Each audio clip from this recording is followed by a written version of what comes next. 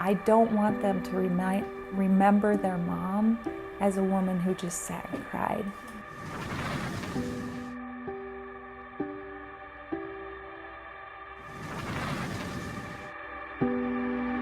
I have suffered not suffered, I shouldn't say suffered, but I struggle with depression and anxiety and have for almost 20 years.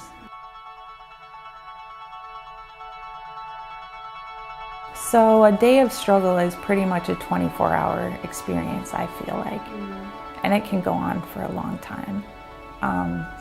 My mornings are basically I wake up with like pressure in my chest and just heavy feeling and not wanting to get out of bed.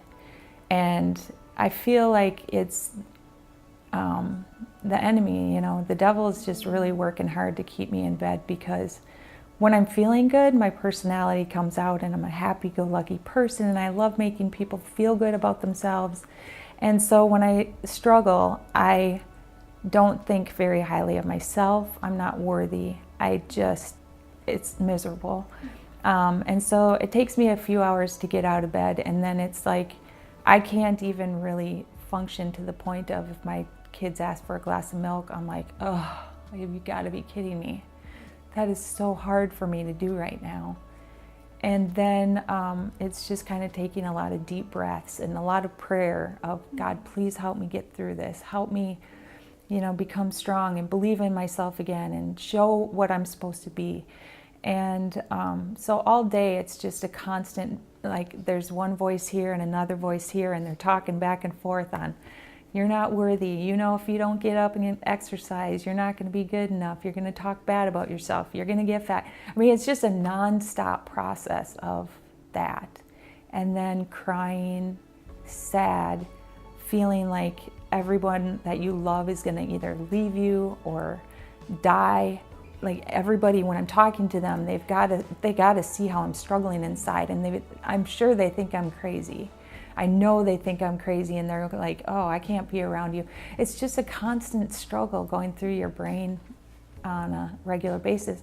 And then I can't wait to go to bed at night. But then I go to bed at night and then it's dark. And then I may wake up in the middle of the night and it's scary. And I see awful things in my sleep. And then it's, again, anxiety about, well, I can't sleep right now, and I'm going to be so tired again tomorrow, and how am I going to get up and function for my kids and, say goodbye to them when they go to school, and why am I even here? I just don't understand why I'm here.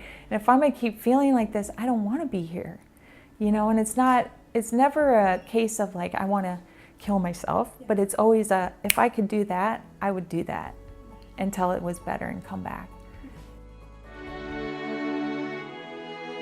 God has my back. I really do believe that He does, and He really wants to use whatever's going on with me right now to help other people, or to give them comfort to know that they're not alone, because there's so many people who feel alone, and when you're in that depression, you really feel alone, and it's hard to talk about because there's such a stigma against it.